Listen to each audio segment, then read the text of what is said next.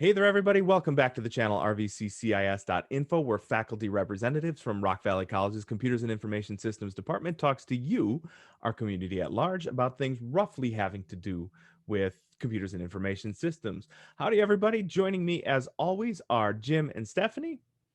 I'm Eric, and today we thought we would do some do's and don'ts for surviving finals week.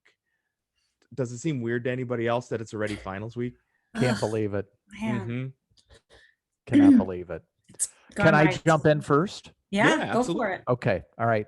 So, students, number one, don't ask if there's anything you can do to bring up your grade, during finals late. week, because it's too late. Yep. Mhm. And by the end of the semester, everybody's grumpy.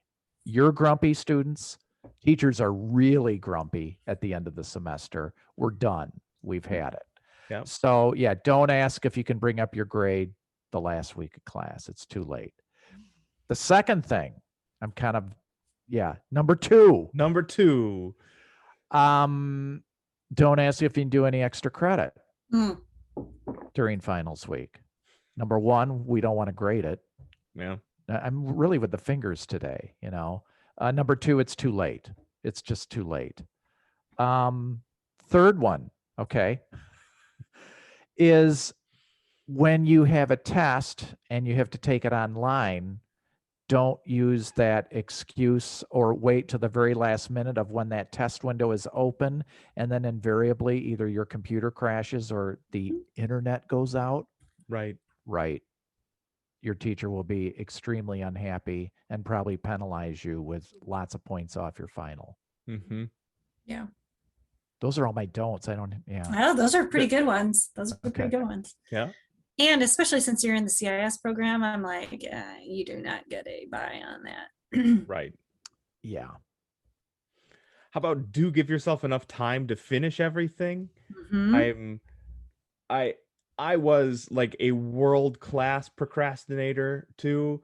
And all that really does, take it from 3 idiot procrastinators. We do, yeah. Mhm. Yeah. Is don't do that, because you've got, let's say it's 3 or 4 or 5 classes, and the longer you wait on all of those, all you're doing is screwing yourself over, really, by Mhm. making you rush on everything.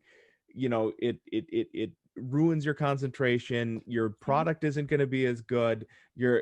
It's just not worth the ulcer that they cause. Just you spread it out over the course of this last week.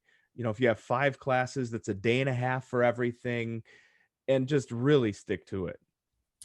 Yeah, yeah. And I would also say, actually study for, even if it's online, study for the exam. Like, it will be so much better and easier on you. Yeah. Yes. It just, the stress level goes down exponentially. Mhm. Even if you just know where everything is in the book, and it might Right. be like an online book or whatever, even if you have open note, you really should go through and know where Right. everything is at.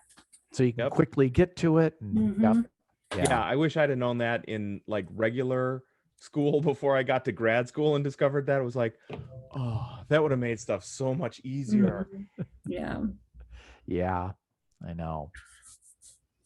Make sure your computer's charged. Obviously, I had to just plug my computer in because it was not There you go. charged. So I would say maybe think about that. Try to get plenty of sleep.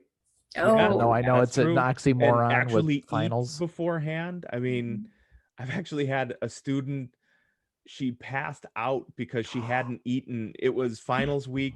You could tell she had just had a hell of a week. And from a combination of she had stayed up to write a paper, she hadn't eaten, she stayed up to write a paper, it was blazing freaking hot.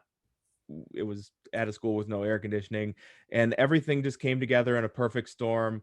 And I mean, there's nothing you can do but feel like infinitely terrible for the confluence of events that happened there, but that Yeah. was just not worth it.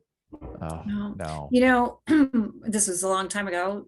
25 years ago, I used to teach GED, and it was called the Right to Succeed program. And it was always like from 9 to noon.